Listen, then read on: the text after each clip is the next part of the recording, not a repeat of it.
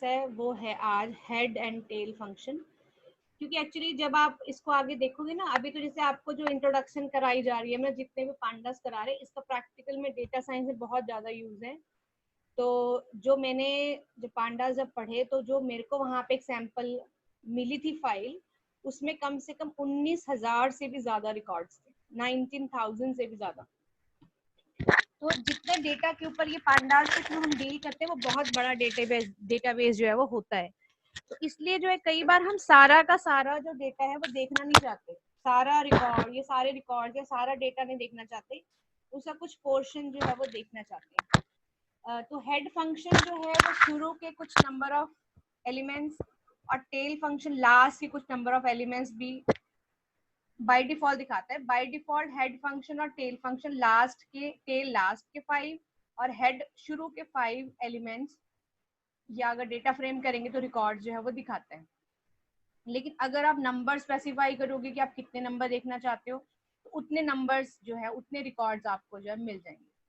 Head से हमेशा शुरू के एलिमेंट्स मिलते हैं और टेल से लास्ट के, और बाय डिफॉल्ट जो नंबर है वो 5 है, बाकी आप अपनी मर्जी का जो है वो दे सकते हैं।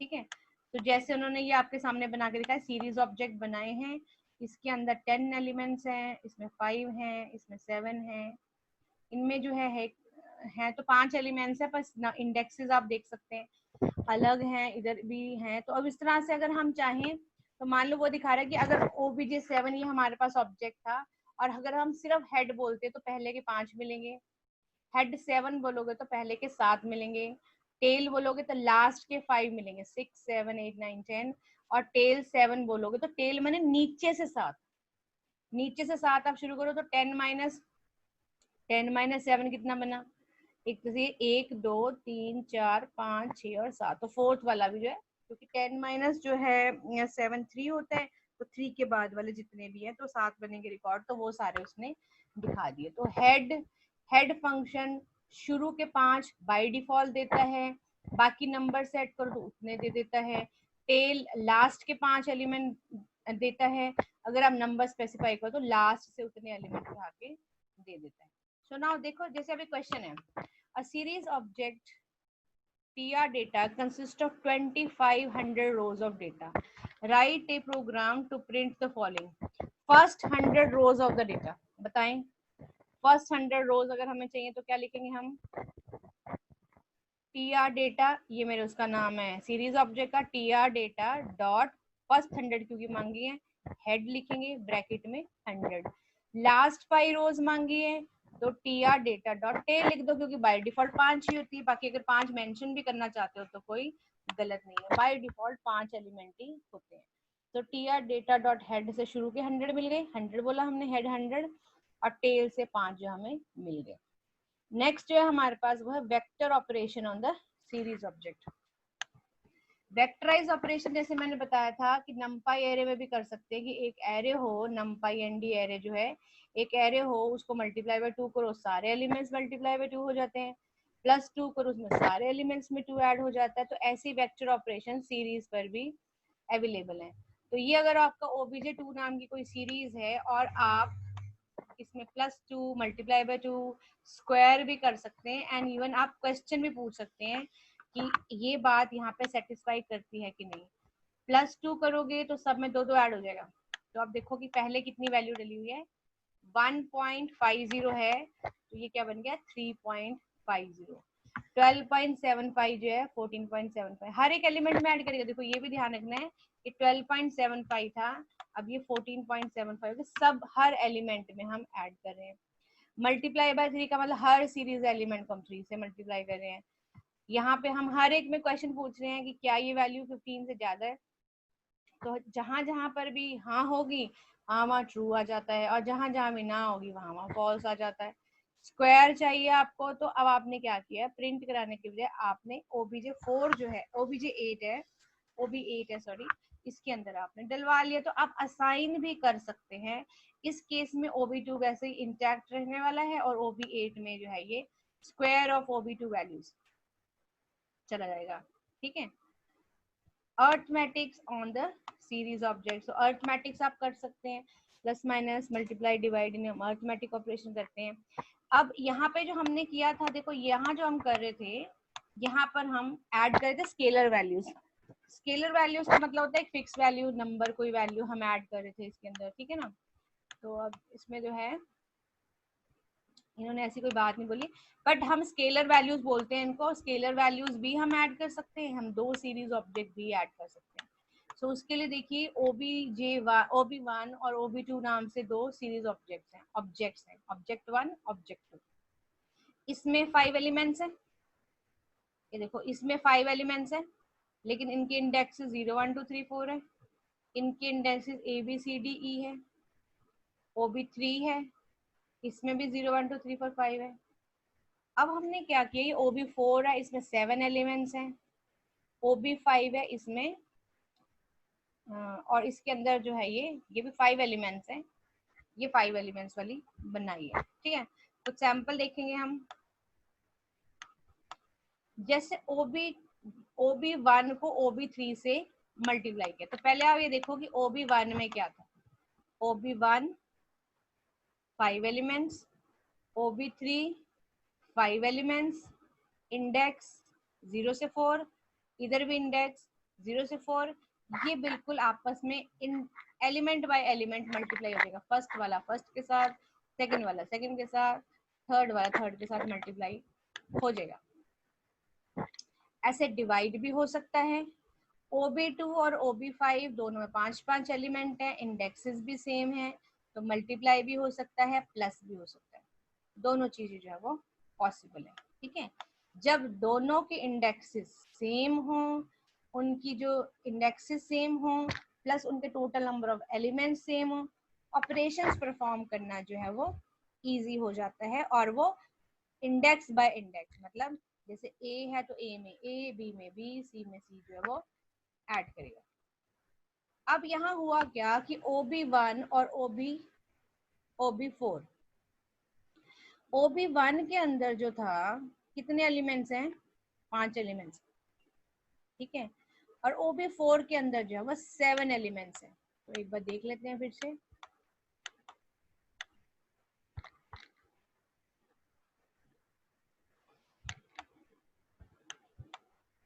देखो OB1 के अंदर 5 एलिमेंट्स हैं, और OB4 के अंदर जो है वो ऑब्जेक्ट 4 के अंदर 8 एलिमेंट्स है, क्योंकि 0 से शुरू 8 एलिमेंट्स है। अब हम इन दोनों को ऐड करो, OB1 और OB4 को जब ऐड करूंगी तो क्या होएगा, इंडेक्सेस सेम है, ये 0 से 4 है, ये भी 0 से 4 है, लेकिन आगे के इंडेक्सेस, इसमें 7 एलिमेंट नहीं है, इसमें 5 और इसमें 8 एलिमेंट है, तो यहाँ पे 3 एलिमेंट फालतू हैं। तो वो किस में ऐड करेगा, वो इंडेक्स बाय इंडेक्स ऐड करता है, एलिमेंट बाय एलिमेंट ऐड करता है। तो उसके पास ऐड करने के लिए अभी इधर एलिमेंट नहीं बचे।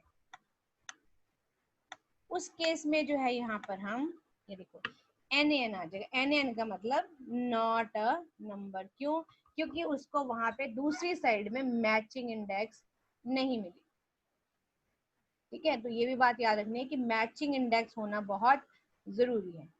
OB1 में 0 से लेके 4 तक एलिमेंट थे 5, और OB2 में A से लेके E तक थे 5-5 हैं, तो दोनों में 5-5, लेकिन दोनों के जो इंडेक्सेस हैं, वो मैच नहीं करते, ठीक है। तो इसलिए उसने सभी में NaN जो है वो रिजल्टेंट दिखाया कि रिजल्टेंट सीरीज जो है वो NaN वाली ही फुल होगी, और उसमें कुछ भी नहीं वो ऐड कर पाया।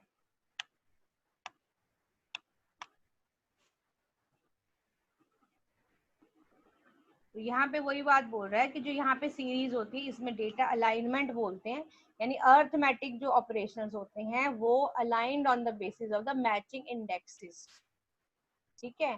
तो जो नॉन ओवरलैपिंग इंडेक्सेस होती हैं, यानी जहां पर इंडेक्स मैच नहीं करती, वहां जो रिजल्ट होता है उसमें NaN वो डाल देता है। देखो जिन चीजों को इन्होंने, वैसे सुमिता अरोड़ा ने बहुत अच्छी किताब बनाई है, जहां पर भी मेंशन किया है बहुत केयरफुल होके आपने इनको बातों को समझना है। So let's have a look. Question देखें. Number of students in class 11th and 12th in the stream Science, Commerce, Humanity are stored in two series, 11th and 12th. C11, C12. Write code to find total number of students in class 11th and 12th stream wise. Write code to find total number of student in class 11th and 12th।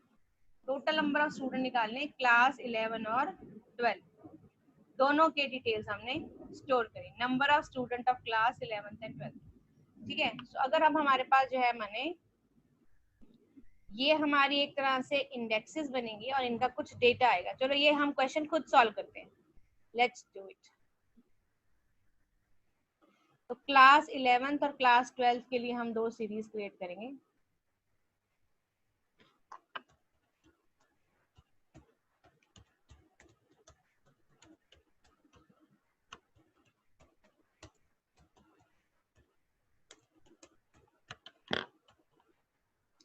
तो एक series बना class 11, उसमें लिख रही हूँ PD dot series. Total number of student बताने हैं कितने हैं। ठीक है, मान लो टोटल नंबर ऑफ स्टूडेंट्स एक में 30 हैं, एक में 35 हैं और दूसरे में जो है 25 है, ऐसे। और यहाँ पे हम बताएंगे इंडेक्स, क्योंकि इंडेक्स बतानी जरूरी है। तो हमारे पास क्या है, साइंस, SCIENC साइंस,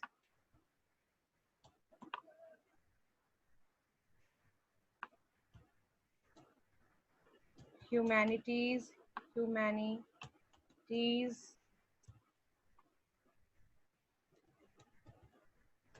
कॉमर्स। मान लो हमने ये 11th क्लास की सीरीज जो है वो क्रिएट करी। जब तक आप करके नहीं देखोगे आपको तो ये भी नहीं याद रहा था कि सीरीज कैसे बड़ा है। तो देखो ये किए बिना तो ये कुछ आने नहीं वाला। ये कंप्यूटर सब्जेक्ट ही ऐसा होता है जो बहुत प्रैक्टिकल मांगता है।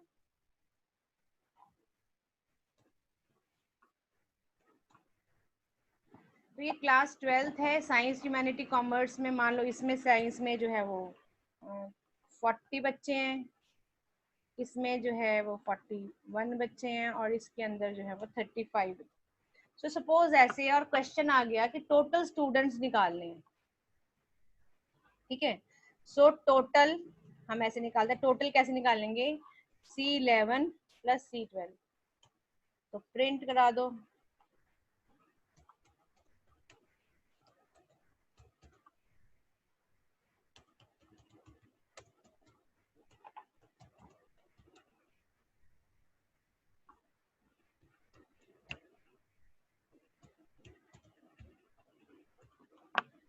So have a look, let's see क्या करता है ये।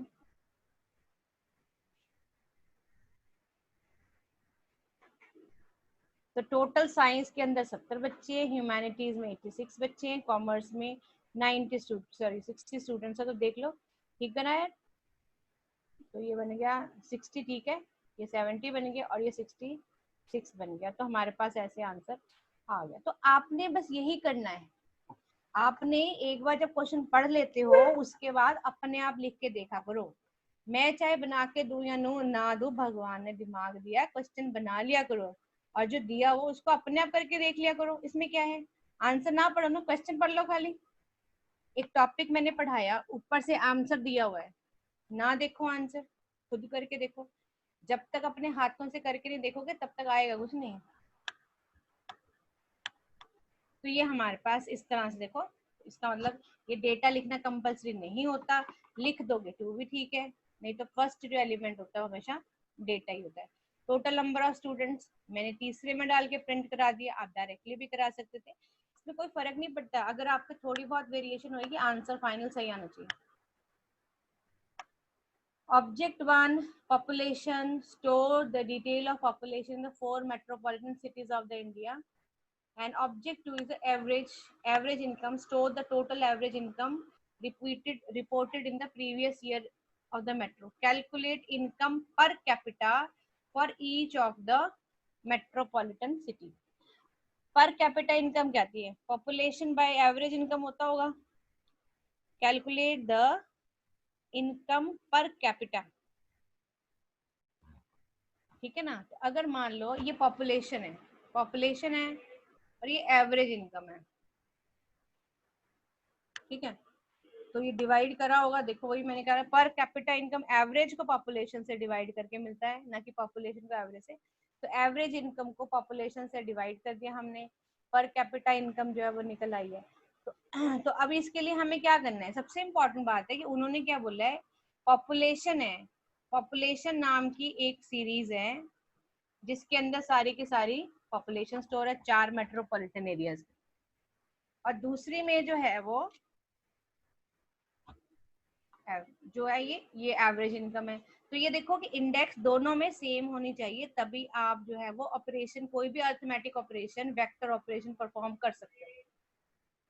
सो एवरेज इनकम को आपने डिवाइड कर दिया पॉपुलेशन के साथ, तो पर कैपिटा इनकम जो है वो निकल आई, और फिर हमने पॉपुलेशन को प्रिंट करा दिया। तो क्वेश्चन मुश्किल ज्यादा नहीं है, average income of 4 metropolitan city भी दिखा दिया, पॉपुलेशन भी दिखा दिया, पर कैपिटा इनकम भी दिखा दी, ठीक है ना। तो पर कैपिटा इनकम हमारी निकल गई। तो इस तरह से आप इसमें कर सकते हो। फिल्टरिंग एंट्रीज, ये जो था ना क्वेश्चन फिल्टरिंग एंट्रीज वाला, ऐसे ये जो क्वेश्चन उसमें काफी जो है वो पहले के क्वेश्चन, पहले वाले में जो नमपाई में ही उन्होंने, पता नहीं नमपाई में किसी एक में ना, ये फिल्टरिंग बहुत करी हुई थी। फिल्टर का मतलब होता है कि अपनी मर्जी से जो हम कंडीशन दे उससे सेटिस्फाइड कंडीशन का डेटा जो है वो आना चाहिए, उसको बोलते हैं फिल्टरिंग एंट्रीज। तो उसमें क्या करना होता है, फिल्टरिंग एंट्रीज के अंदर क्या करना है कि आपके पास ऑब्जेक्ट्स है OBJ1 OBJ2 तीन ऑब्जेक्ट्स, ये देखो।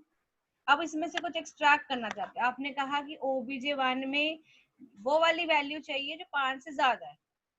अब ये तो हो गई कंडीशन कि OBJ1 जहां 5 से ज्यादा, तो ये ट्रू ट्रू ट्रू तो वो दिखा रहा है जहां 5 से ज्यादा है, लेकिन आपने कहा कि मुझे तो वो वैल्यूज चाहिए जो 5 से ज्यादा है।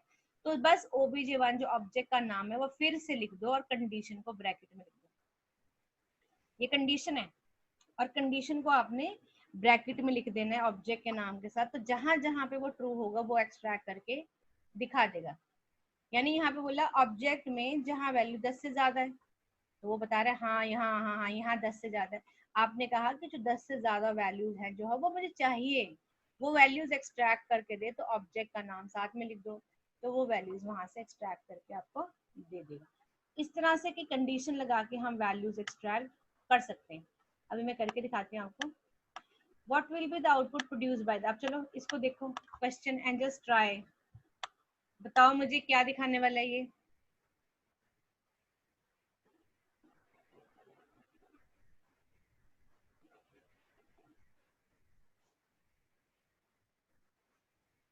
बोलोगे?